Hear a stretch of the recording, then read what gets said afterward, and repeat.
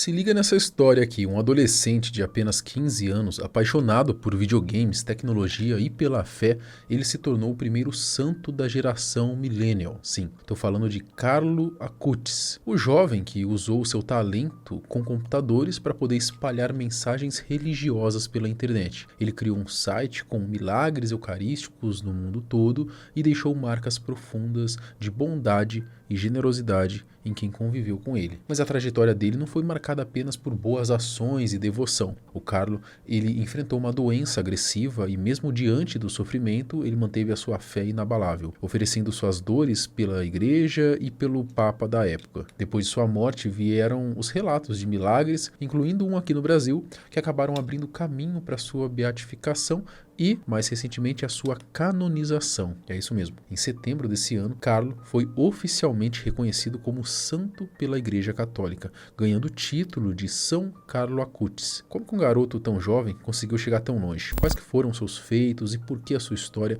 mexeu tanto com o mundo inteiro? É o que a gente vai descobrir no vídeo de hoje. Eu sou o Marcelo Milos e depois a vinheta eu te conto.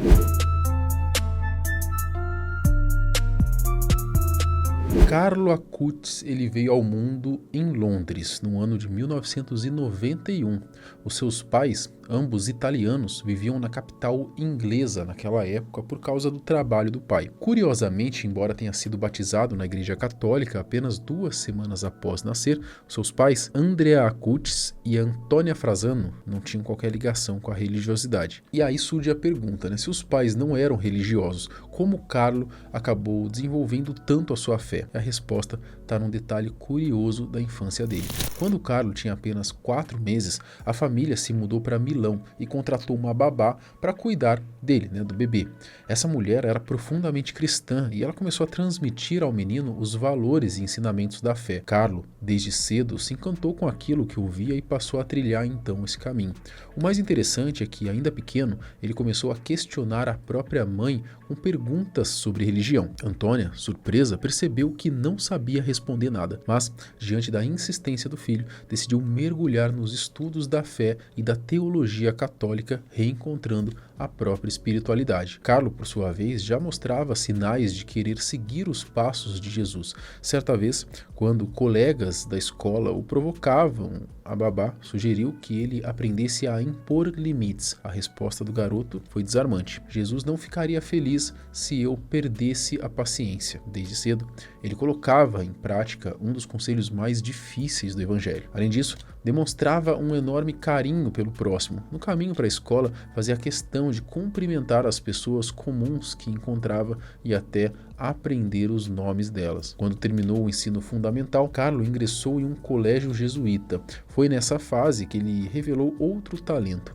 a habilidade com computadores. Aprendia tudo rapidamente, desde programação, edição de vídeos, criação de sites, até redação e diagramação das revistas escolares. Carlo era, em muitos aspectos, um adolescente comum. Gostava de videogames, se vestia de forma simples, com jeans, tênis, tinha aquele jeito descontraído típico da idade. Não era o melhor em tudo, mas nutria interesse especial por áreas como ciência da computação, música, além de reflexões morais e espirituais. Nesse ponto, se destacava bastante dos jovens ao seu redor. Ajudar o próximo fazia parte da sua rotina. Na escola, ele era conhecido por resolver conflitos entre colegas e até mesmo por defender meninas de situação de assédio, enfrentando os garotos que passavam dos limites. Fora dali, ele tinha gestos de generosidade constantes. Doava brinquedos para crianças carentes, pedia que a avó preparasse lanche para um morador de rua e ainda separava dinheiro para que ele pudesse tomar café da manhã. Carlo realmente se mostrava diferente, alguém com o coração voltado para os outros. Entre os amigos, costumava lembrar da importância de respeitar o próprio corpo, reforçando a ideia de que cada um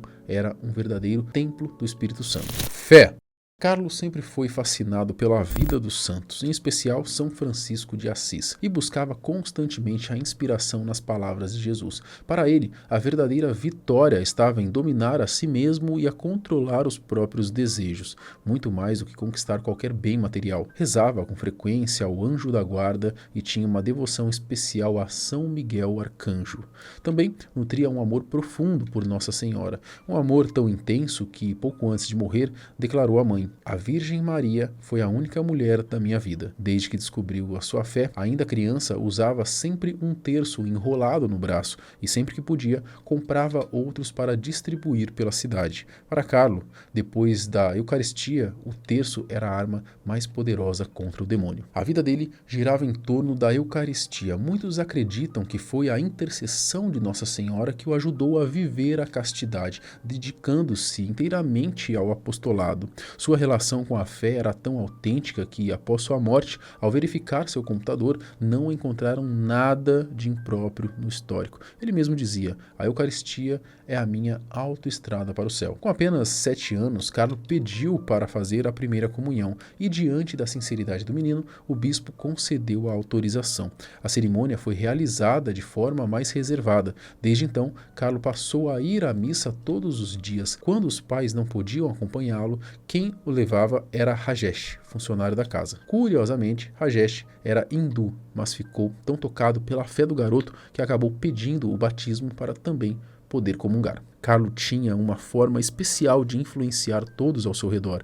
Criticava, por exemplo, como as pessoas se esforçavam para ir a shows e eventos, mas alegavam não ter tempo para dedicar alguns minutos a Jesus. Isso daí que ele falou é foda. Acho que é uma porrada, né? Uma porrada na gente, que tem tempo para tanta coisa, mas não tem tempo para Jesus. Internet.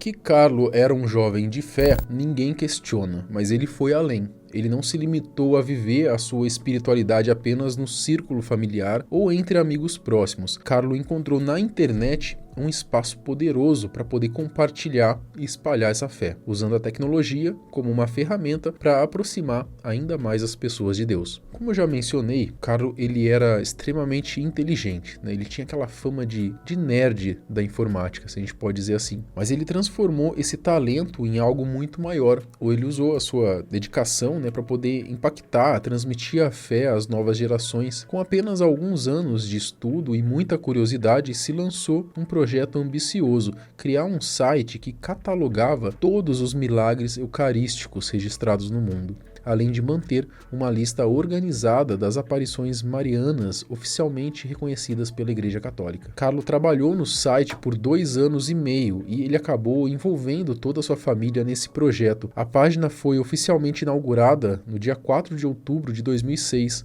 dia de São Francisco de Assis. No entanto, Deus tinha outros planos para o jovem e o lançamento aconteceu apenas alguns dias antes da sua morte. A morte de Carlo. Uma fase difícil na vida de Carlo começou em dia 1º de outubro, 1 de outubro de 2006, quando surgiu uma dor que parecia ser apenas uma simples inflamação na garganta. O médico diagnosticou como faringite, acompanhada de desidratação, mas não parou por aí. Em poucos dias o quadro se agravou, trazendo dores intensas e até sangue na urina. No domingo, dia 8 de outubro, Carlo estava tão debilitado que ele não conseguiu ir à missa, algo que para ele era sagrado. Nesse mesmo dia, ao ser levado a uma clínica, ele recebeu o diagnóstico de leucemia promielocítica aguda. Logo, precisou ser transferido para a UTI, colocado em um respirador. Ele passou a noite em claro e foi encaminhado para o Hospital San Gerardo, um dos poucos preparados para lidar com esse tipo de tratamento. Ali, a equipe médica chamou um capelão que realizou a unção dos enfermos. Mesmo sofrendo, Carlo não queria que acordassem seus pais, temendo preocupá-los. Durante esse período, ofereceu todo o sofrimento pelo Papa Bento XVI e pela Igreja Católica, revelando a profundidade de sua fé e o amor pelo catolicismo. A verdade é que Carlo já tinha consciência de que ele não viveria por muito tempo. Em uma gravação feita com seus amigos apenas 2 meses antes do diagnóstico, ele chegou a afirmar que iria morrer. Sono destinato a morire. Carlo entrou em coma e foi levado para a UTI, onde iniciou um tratamento de limpeza do sangue. Porém, em 11 de outubro de 2006, sofreu uma hemorragia cerebral e foi declarado em morte cerebral. Ele tinha apenas 15 anos. A morte foi oficializada no dia seguinte, dia 12 de outubro de 2006. Antes disso, deixou para sua mãe, uma mensagem de consolo. Abre aspas. Mãe, não tenha medo. Desde que Jesus se tornou homem, a morte passou a ser apenas a passagem para a vida. Não precisamos fugir dela. Vamos nos preparar para viver algo extraordinário na eternidade. Após a sua partida, o corpo de Carlo foi levado para casa acompanhado por familiares, amigos e até desconhecidos que fizeram questão de prestar homenagens. Seu funeral reuniu uma multidão que quis celebrar a vida do jovem que havia marcado tantas pessoas com sua fé e bondade. O seu último desejo era ser sepultado em Assis, na Itália, por sua devoção a São Francisco. Em 2019, 13 anos depois, o seu corpo foi trasladado para o Santuário do Despojamento, em Assis, onde passou